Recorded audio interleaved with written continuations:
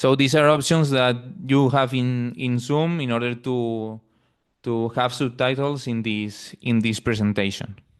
Okay? Um, if anyone um, does not follow cannot follow these instructions, please write on the chat and we will try to help you in that way. Bueno, vuelvo al castellano. Espero que, como digo, quien no haya conseguido seguir estas instrucciones, por favor que se ponga en contacto y tratar de hacer la experiencia más accesible a todas y todos. En primer lugar, como ya digo, he visto caras conocidas, pero para las que no lo son, voy a hacer una pequeña explicación muy breve de lo que es Comser, de quiénes somos y de lo que hacemos. ¿Vale? En primer lugar, Comser, nos encontramos en Tarrasa, en el área de Barcelona. Para el que no conozca Barcelona, pues está a unos 30-35 minutos en coche del centro. Se originó en 2009 a partir de nuestro CEO, Jaume Vallet, y actualmente el equipo lo forman en torno a unas 50 personas, ¿vale? De las cuales hay más de 5 personas dedicadas al departamento de laboratorio. El grueso de la plantilla se dedica a las tareas de cualificación y validación de equipos y procesos. Y también tenemos, que luego lo explicaré, auditores y formadores, además de gente del Departamento de Recursos Humanos y demás. ¿Vale? Todos juntos somos en torno a unos 50. Y el año pasado, las personas del laboratorio desarrollaron más de 40 proyectos de liofilización, como uno de los puntos importantes de lo que sucedió este pasado año. En esta diapositiva vemos brevemente el mapa de las diferentes ramas de trabajo que existen en Comser. En primer lugar, tenemos la parte de las bolitas azules, la parte superior que podéis ver aquí, ¿vale? Que es la parte a la que se dedican los compañeros que están en el laboratorio. Nosotros trabajamos con producto liofilizado, como a lo largo de la presentación podréis ver, ya que está bastante enfocada a estas líneas de llenado aséptico trabajando con viales.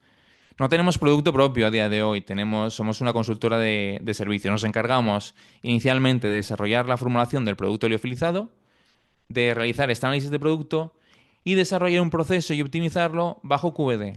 Desde Comser hemos desarrollado una herramienta llamada LeoFlow, que mide el flujo de vapor mágico de agua que se va eliminando durante el proceso de liofilización.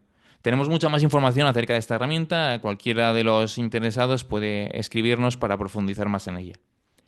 En nuestras instalaciones tenemos dos liofilizadores, uno pequeño de sobremesa y uno un poco más grande. Sin embargo, no tenemos capacidad suficiente para realizar lotes comerciales grandes o lotes de ingeniería grandes. Entonces, a partir de ahí tenemos que escalar a CMOs que nos ayuden, que colaboren en el proceso para poder realizar estos lotes. Una vez nosotros ya hemos desarrollado y ya hemos optimizado la propia receta. La parte de las bolitas verdes, la parte de cualificación y validación GMP, es la parte más numerosa en Comser, es la rama más gruesa, debido a que tenemos la mayoría de compañeros dedicados a esta parte. Como bien dice, nos encargamos de la cualificación y validación de equipos y procesos, desde el principio, desde el Validation Master Plan, pasando por todas las fases, FAT, SAT, IQ, OQ, PQ, hasta el cierre de la validación. También ayudamos a escribir las URLs, colaboramos también con las especificaciones de diseño de equipos, etcétera, etcétera. Cubrimos todo el proceso.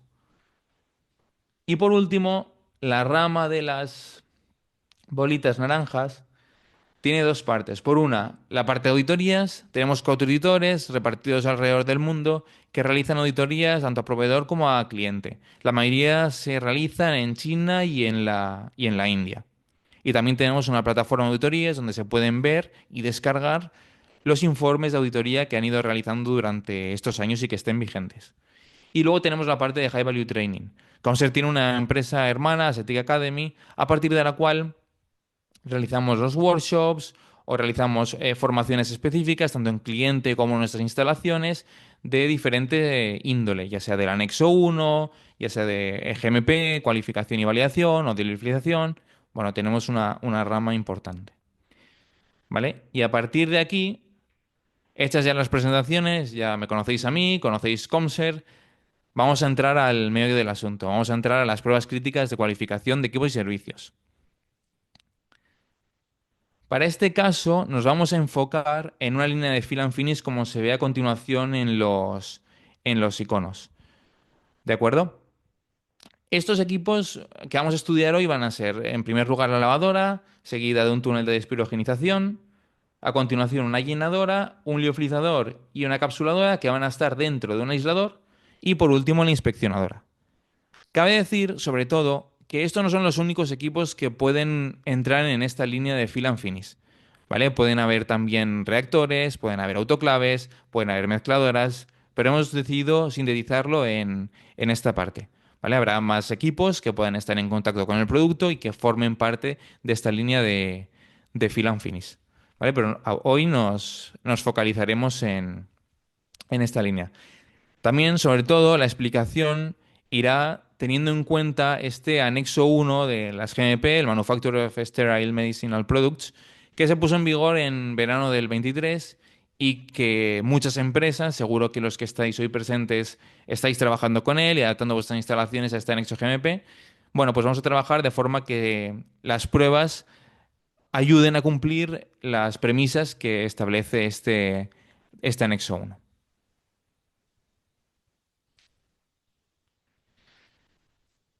Antes de arrancar, vamos a hacer dos pequeños incisos antes de entrar en estas pruebas críticas, antes de entrar en las propias pruebas de cada uno de los equipos. Vamos a diferenciar entre equipos de proceso y equipos secundarios. ¿Vale? También los conoceréis como equipos de impacto directo o impacto indirecto. ¿Vale? La diferencia entre ambos es sencilla. Vamos a considerar los equipos de impacto directo, los equipos de proceso, aquellos que tienen contacto directo con el producto y equipos secundarios los que no tienen contacto directo con el producto. Por ejemplo, en este caso, ¿cuál puede ser un equipo de proceso? Bueno, la propia llenadora que tiene contacto directo con el producto y ya lo veremos a continuación. ¿Cuál no? La inspeccionadora, por ejemplo, no tiene contacto directo con este producto. ¿Y de qué nos vale esta diferenciación? Bueno, las pruebas que tenemos que realizar en estos equipos de contacto directo van a ser más minuciosas, van a ser más en detalle y vamos a tener que cubrir con mucho mayor cuidado las pruebas de los equipos que tienen impacto directo sobre el producto, para que este producto no quede contaminado y al final llegue al mercado un producto defectuoso que pueda dañar la vida de los consumidores a los que aplica.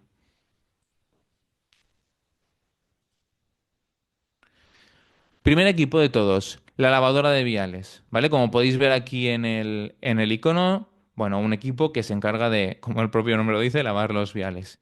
Tenemos dos tipos de máquina en función de cómo transportan el vial, ¿vale? En primer lugar, a mano derecha, tenemos una lavadora que que transporta los viales de manera lineal, como hemos visto en el icono anterior. Bueno, los viales los coge de manera linealmente y los transporta hasta la zona donde se le inyecta agua para poder lavarlos. A la izquierda, una rotativa. ¿Vale? Como podéis ver aquí, este tambor rotatorio coge los viales, los va transportando y los va moviendo a continuación dentro de la máquina una vez ya están lavados.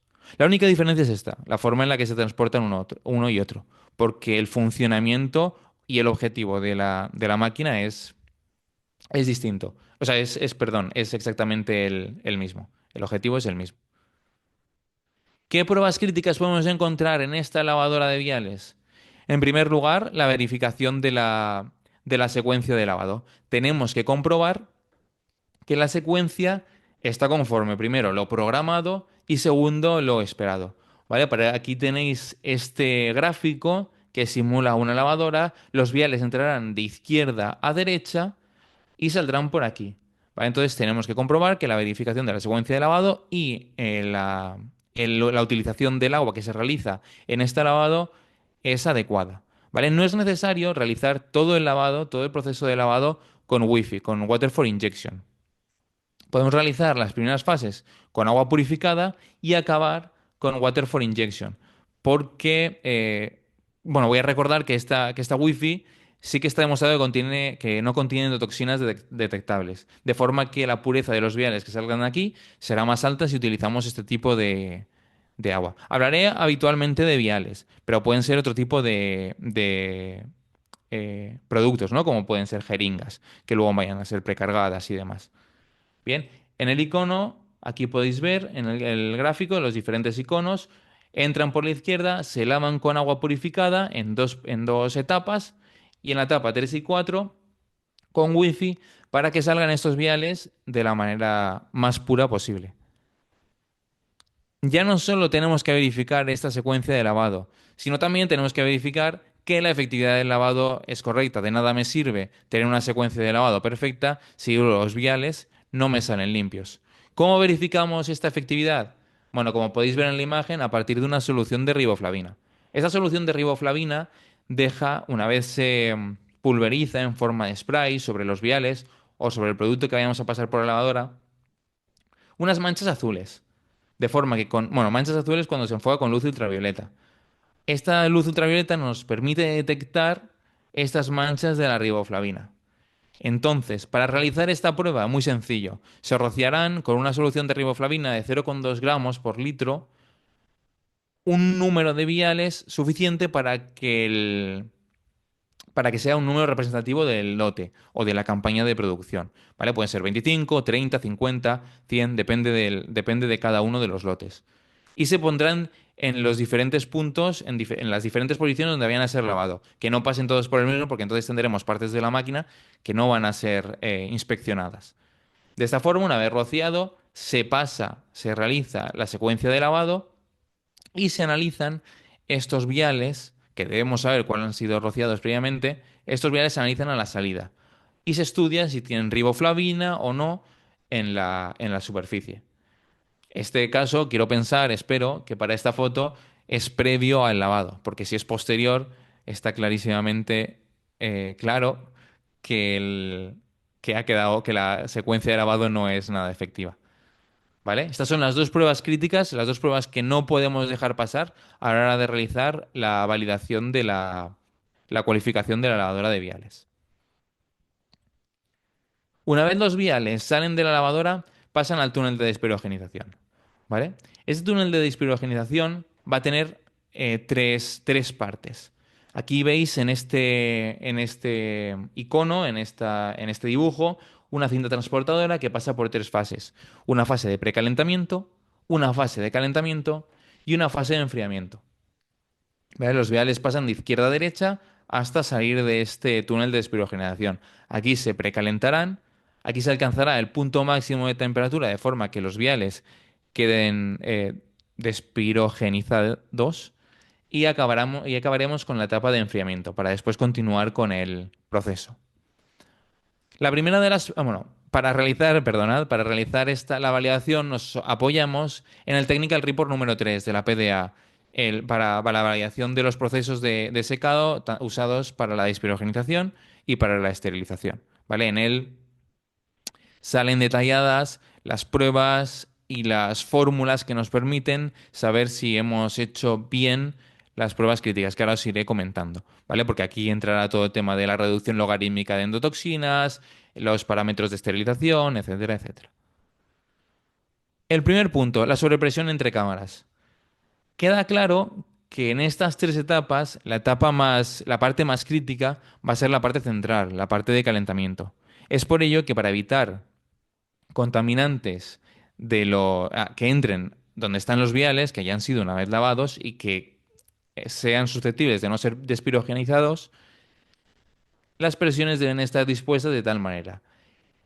Teniendo aquí la mayor de las presiones, el flujo de aire en el momento en que hay una apertura entre una y otra irá de la de mayor presión a menor presión, de forma que en las dos etapas que puedan ser críticas que no han sido despirogenizadas, no entre aire, ¿vale? También hay que tener en cuenta que la mayor presión debe estar en la parte final, en la parte de fuera, porque aquí ya saldrán listos, ya saldrán los viales esterilizados, ya saldrán los viales a una zona de clase A, de forma que no puede entrar contaminantes posibles que hay en la etapa de enfriamiento a la clase A.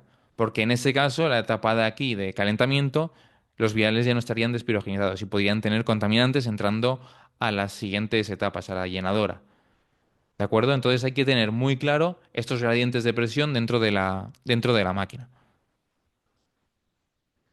De la misma manera, los filtros de los túneles hay que comprobar que, bueno, que tienen esta integridad suficiente como para soportar estas altas temperaturas y que son necesarios también para mantener la clasificación de la zona, para mantener la clasificación de estas diferentes etapas. Para ello se realizan pruebas de test de fugas, de smoke test, de contagio de partículas a lo largo del proceso, ¿vale? Como podemos ver aquí. Además también de la verificación de la velocidad de aire. Es muy importante tener en estas fases el ambiente controlado para evitar, como digo, contaminantes que lleguen a a los viales y que puedan persistir una vez se acabe el proceso del túnel de despirogenización. ¿De acuerdo? Una vez tenemos controlado el ambiente, ya hemos visto lo de la sobrepresión, ya hemos visto la integridad de filtros, ya hemos visto que no hay partículas que realizar, que el contagio de partículas sale adecuado. Entramos en la parte de las temperaturas. Si tenemos todo el ambiente controlado, pero luego nuestro túnel no llega a la temperatura que deseamos o los viales no son despirogenizados como esperamos, no nos vale de nada este equipo. ¿Vale? Aquí podemos ver claramente el proceso, ay, perdona, el proceso de estudio de penetración de color. Ahora explicaré esto por qué es. Para hacer este test de despirogenación, se colocan sondas en los viales en diferentes puntos dentro del lote, ¿vale? Estos viales irán a la parte inicial, la parte que primero entra en la parte de calentamiento. Después colocaremos también sondas en la parte intermedia y sondas en la parte final.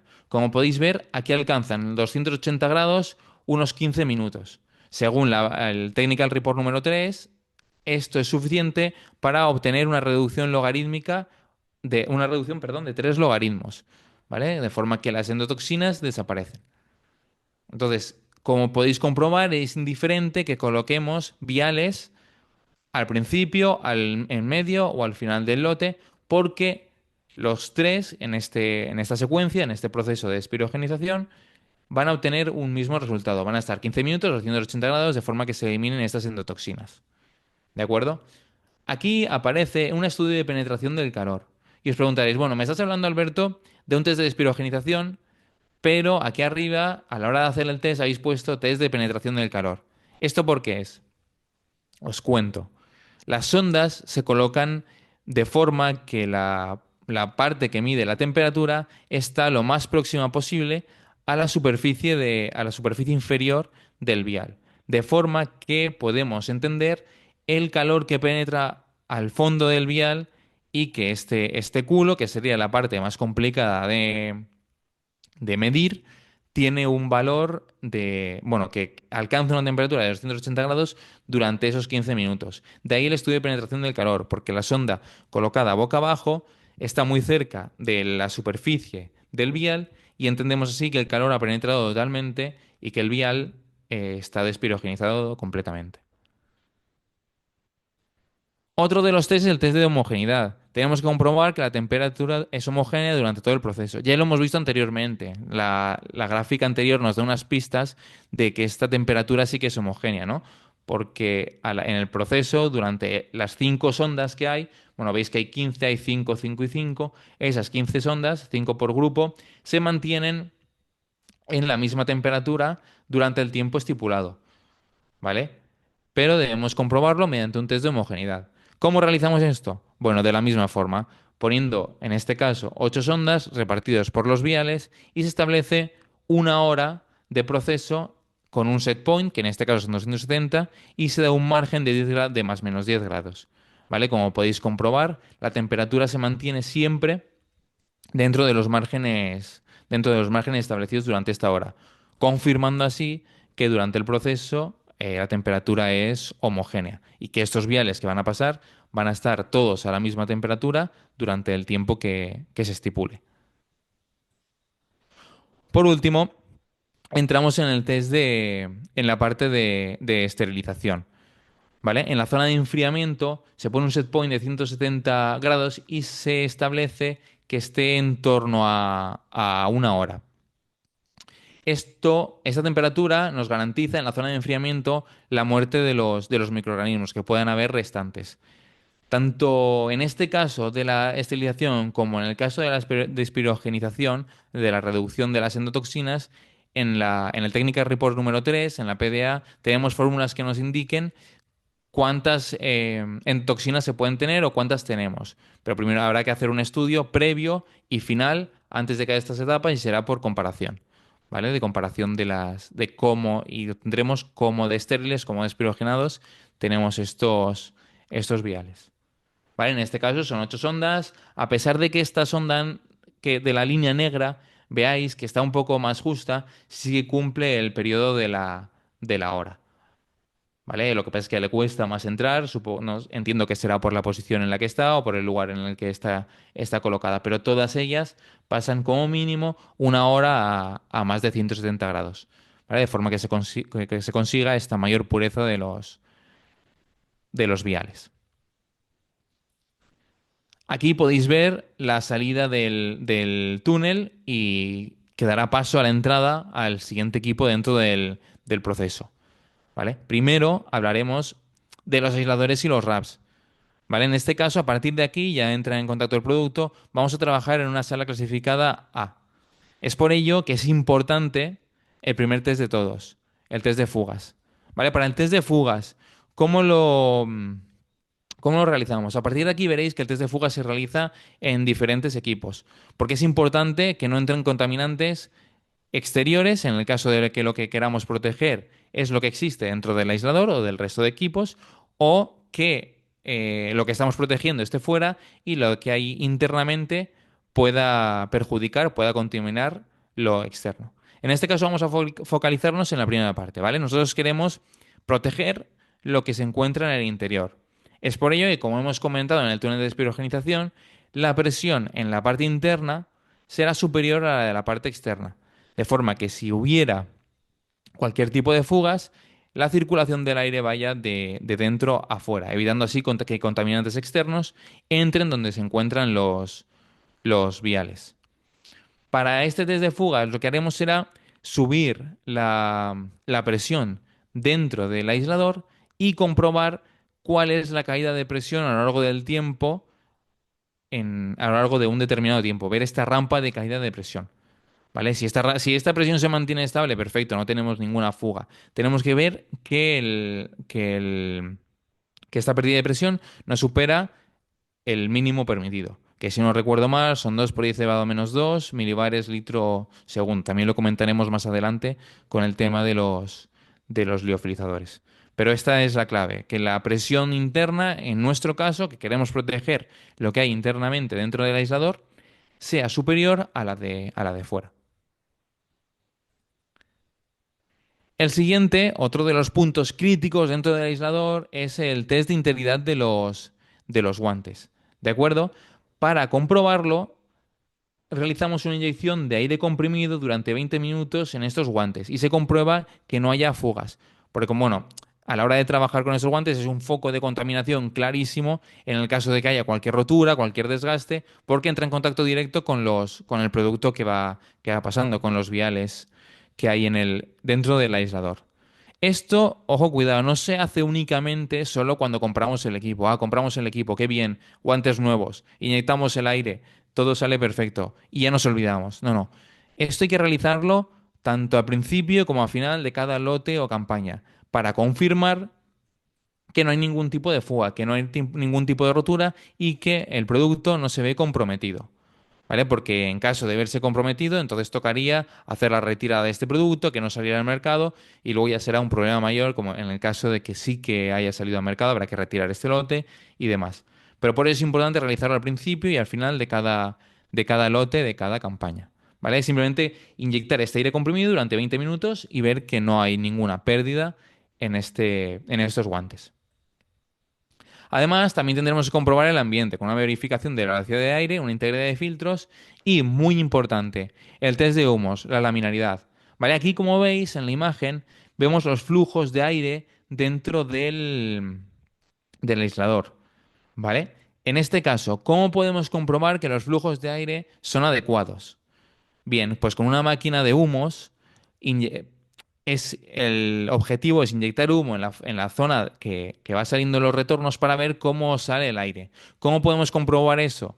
Tenemos que realizar vídeos desde diferentes puntos de vista para que tenemos que realizar vídeos desde diferentes puntos de vista para que se confirme que el proceso de eliminación de este humo es laminar y que no hay turbulencias. Porque es fácil que desde en la parte frontal veamos que la eliminación es laminar, pero que por detrás pueda haber alguna turbulencia, que no haya esta total laminaridad. Además, no solo será en un punto, serán diferentes puntos. Esta es un test bastante laborioso, porque tenemos que comprobar los diferentes puntos, las diferentes partes del equipo y tenemos que grabar desde diferentes puntos de vista para tener evidencias suficientes para demostrar que nuestro aislador trabaja de manera adecuada.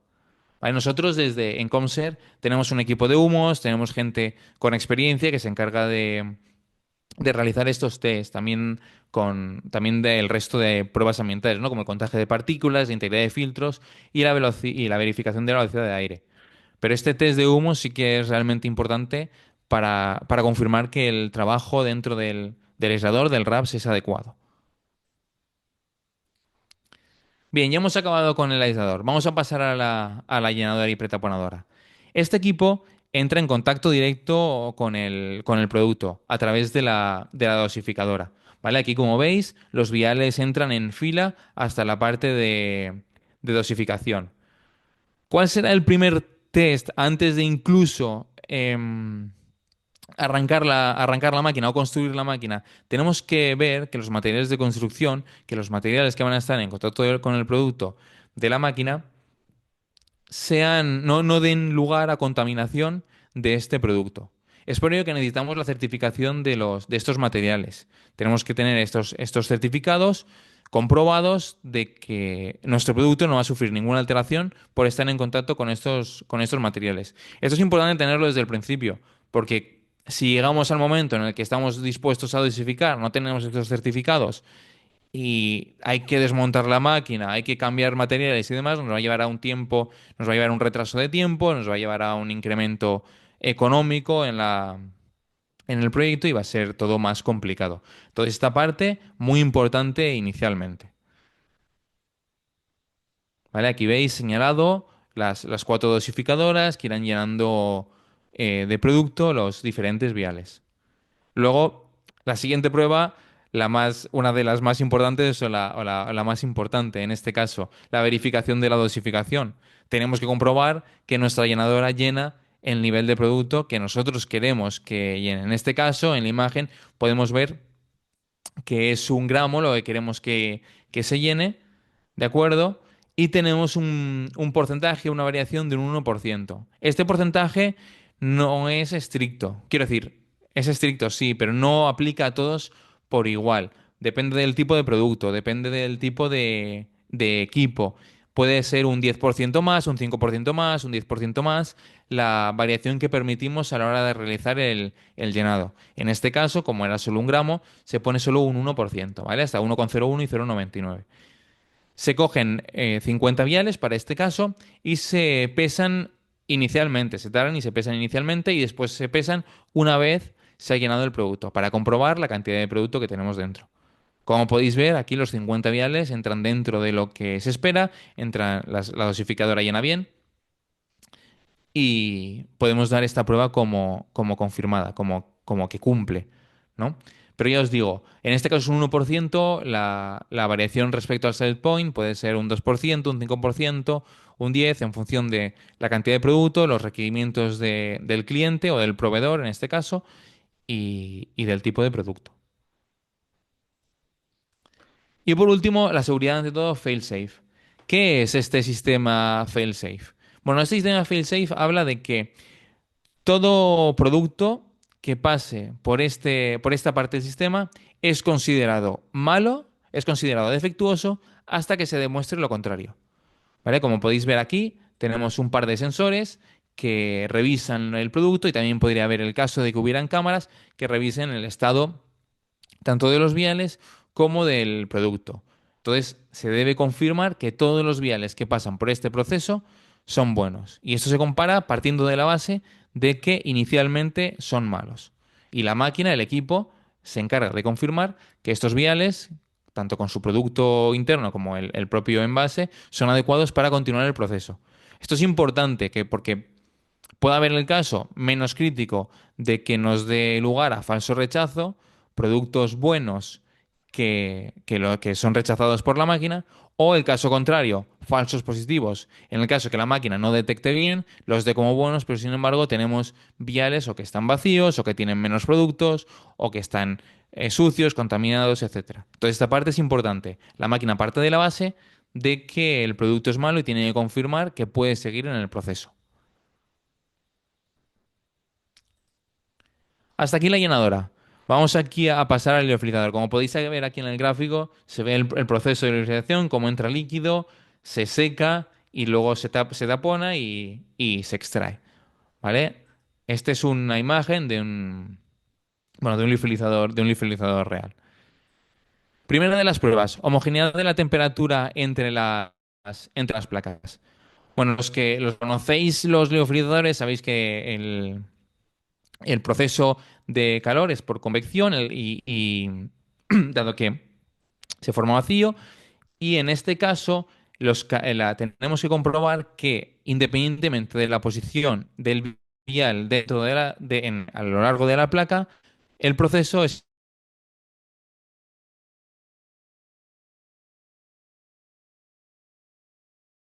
que circula fluido, no están obstruidos, no son no están obstruidos, no son deficientes, el flujo de líquido es continuo.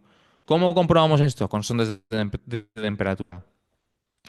Sondas, en este caso, como podéis ver, son 8 sondas, bueno, son 8 sondas divididas en las diferentes placas, ¿vale? Y las comprobamos a diferentes temperaturas.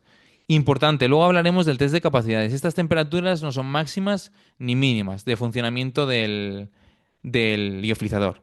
¿Vale? Para este caso hemos comprobado a -40, a 0 grados y a 40 grados, en las 16 placas. ¿Vale? Tienen que haber 40 sondas que cubren cada una de las temperaturas. Y como podéis ver, son homogéneas. ¿Vale? La temperatura es independiente, se mantiene igual en cada uno de los rangos de temperatura, independientemente de la posición que tomamos.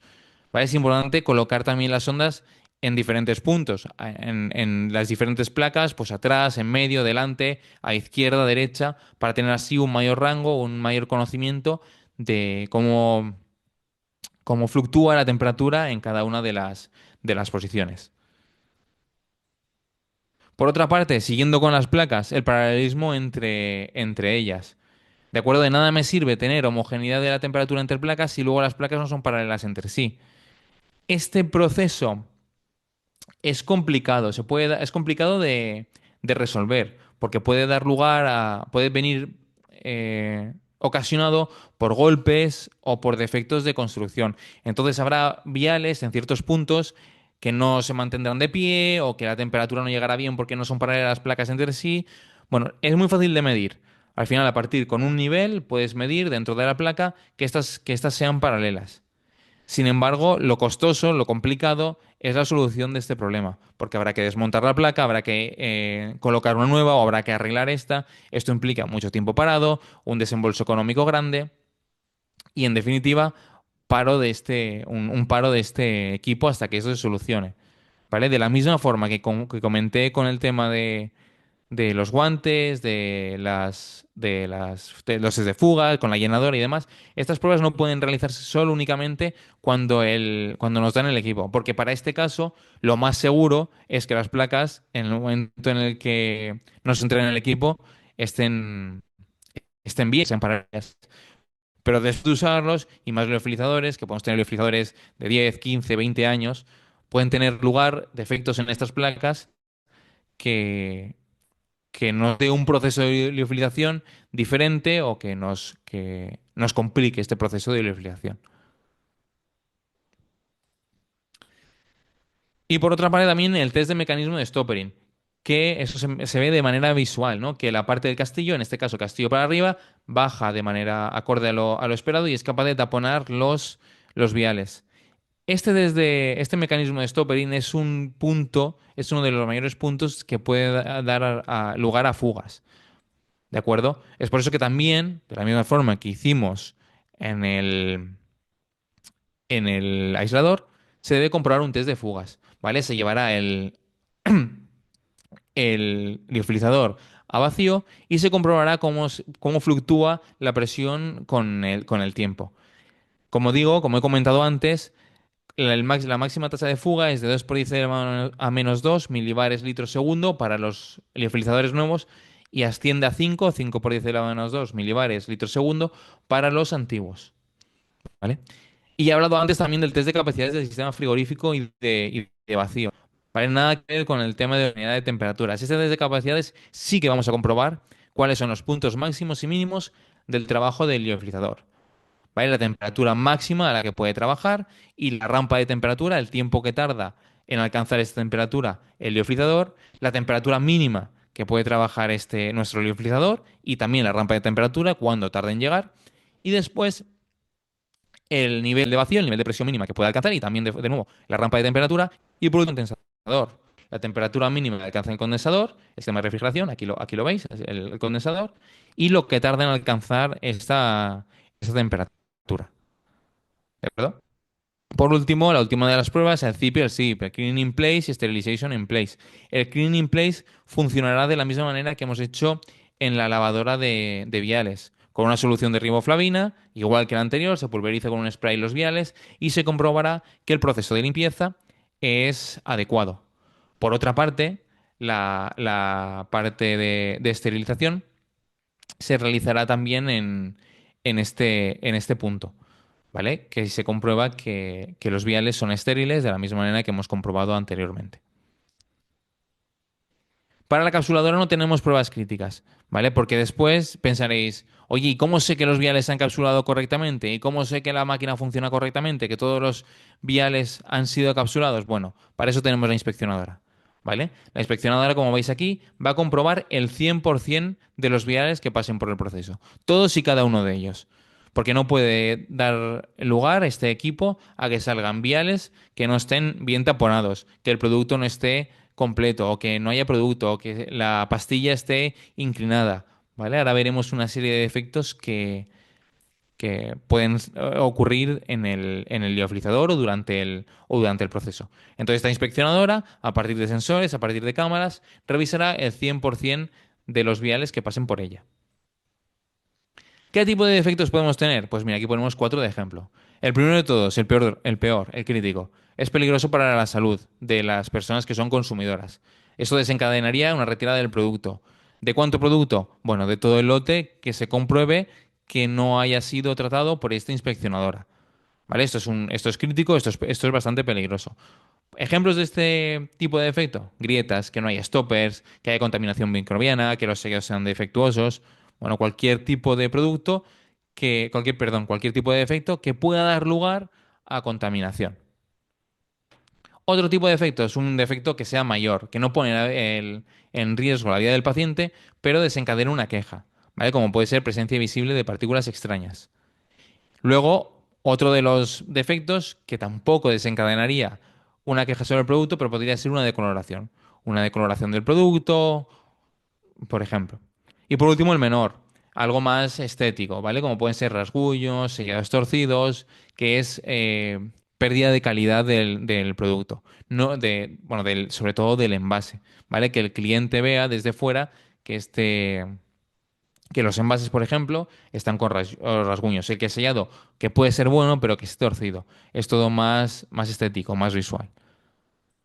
¿Vale? Y esta detección de defectos la realiza la inspeccionadora 100% a partir de una base de imágenes, una librería de defectos, y se valora en comparación lo que tenemos con lo que le hemos informado de que está bien y que está mal. ¿Vale? Es importante que la inspeccionadora vaya a cierta velocidad y tenga un rendimiento. No puede ser que me detecte muchos falsos positivos, muchos falsos rechazos, perdón, pero aún sería que detecte falsos positivos. Pero tenemos que comprobar que, por ejemplo, no me tire un 15% del producto estando bien. Tenemos que tener bastante ajustada esta inspeccionadora. Y por último, que el proceso pueda ser repetido y reproducible. ¿De acuerdo? Tipos de defectos, como podemos ver aquí, pues mira, en la imagen de la izquierda, aquí veis como una especie de piel que sale de la superficie. Esto es como el efecto de piel de la pastilla, ¿vale? Que el sólido no se ha liofilizado de manera correcta. Esto es muy sencillo y es muy típico que pase. Pues un vial que se ha volcado o que se ha medio caído. Entonces da lugar a una pastilla que no es plana, que es defectuosa, que está así inclinada. Y por último, un colapso, ¿vale? El producto prácticamente, porque vemos aquí unos pocos restos, desaparece. ¿De acuerdo? No todo es malo, ¿vale? Aquí vemos dos ejemplos de viales que son buenos. La pastilla es homogénea, no hay ninguna mancha, no hay nada que dé lugar a fallos de estética. Está homogénea en todo el punto, en ambos lados. Tenemos dos tipos de viales, uno más amarillento y otro transparente. Y vemos que también el sellado es correcto. ¿Vale? Estos serían dos ejemplos positivos. ¿Vale? Y aquí vemos el proceso de carga del liofilizador con todos los viales dentro del mismo. ¿Vale? A partir de aquí llegamos bueno, hasta aquí las pruebas críticas de cualificación en equipo y servicios. Hemos cubierto todas las máquinas de nuestro sistema y vamos a pasar al apartado de las conclusiones. ¿Vale?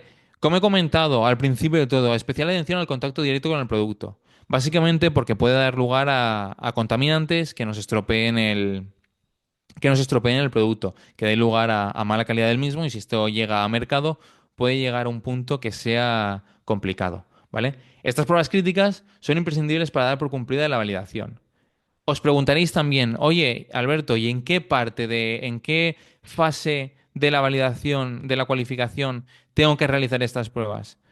Pues la verdad es que muchas de ellas, seguramente por lógica, vayan en la OQ, siempre antes de empezar la PQ, ¿vale? Vayan en la OQ. Sin embargo, no es algo inamovible. Si conseguimos demostrar que esta prueba puede encajar en una IQ o en un SAT que ya lo tenemos y no es necesario repetirlo, no es necesario volver a hacerlo en una OQ, ¿vale? Al final estas pruebas críticas tienen que estar ejecutadas y tienen que tener evidencias suficientes para que se superen los requisitos de las agencias reguladoras. Pero no tenemos en ningún lado nada que nos especifique en qué fase de validación tienen que estar, ¿vale? Pueden estar en el SAT, en la IQ o en la OQ, pero tiene que ser demostrable que una vez ejecutada esta, esta prueba, no hay modificaciones en el equipo más adelante en posteriores fases que obliguen a tener que realizarla de nuevo. Como he ido comentando durante todo el webinar, evitar fugas o entrada de contaminantes en el sistema. Esto es capital, porque si no tendremos producto contaminado. Atención sobre todo a los gradientes de presiones, que no dé lugar a ambientes que puedan contaminar el producto o a los contagios de partículas y demás.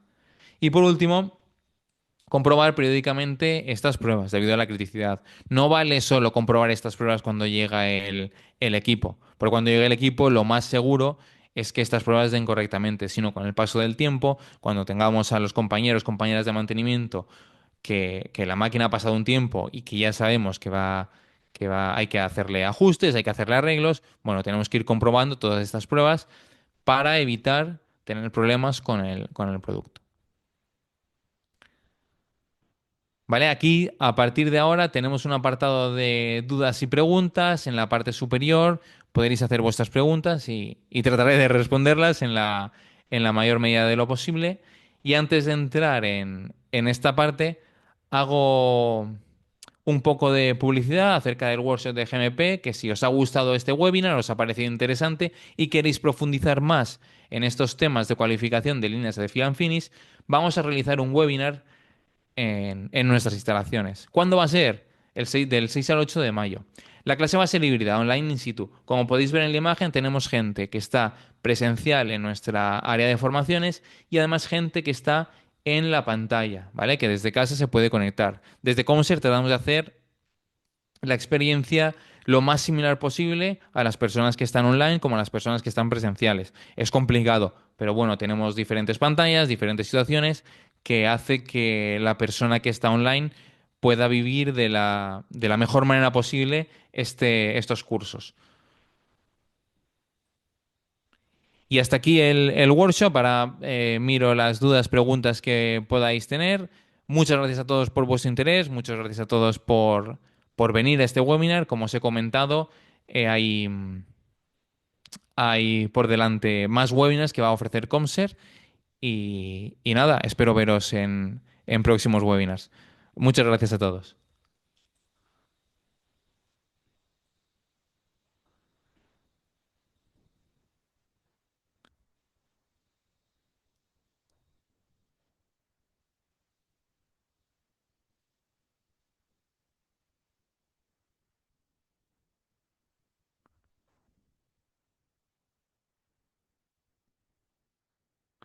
Bueno, tenemos una pregunta de Elena, que si hacemos recualificaciones de liofilizadores. Sí, sí que hacemos recualificaciones de liofilizadores.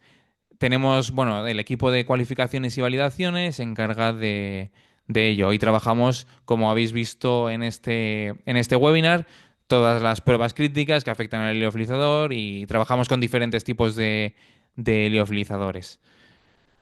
¿Vale? O sea que sí, que podéis poneros en contacto, ya os digo, conmigo, con cualquiera del equipo de Comser que conozcáis y podemos ayudaros, podemos colaborar con vosotros a realizar estas recualificaciones.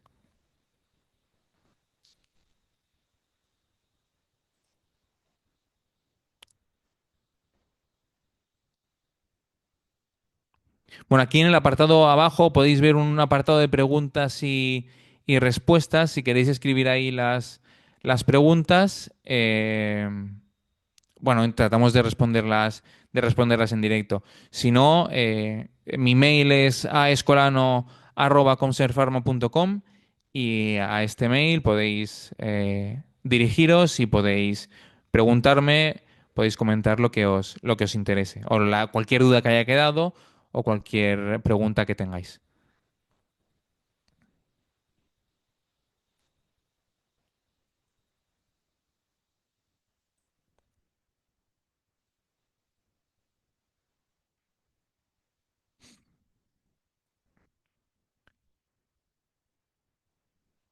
Vale, bueno, pues lo dejamos aquí. Muchísimas gracias de verdad por vuestra asistencia, por vuestro interés y por escucharme durante casi esta hora que ha durado el webinar. Como os digo, os emplazo para siguientes webinars y un placer. Que tengáis todos una buena tarde.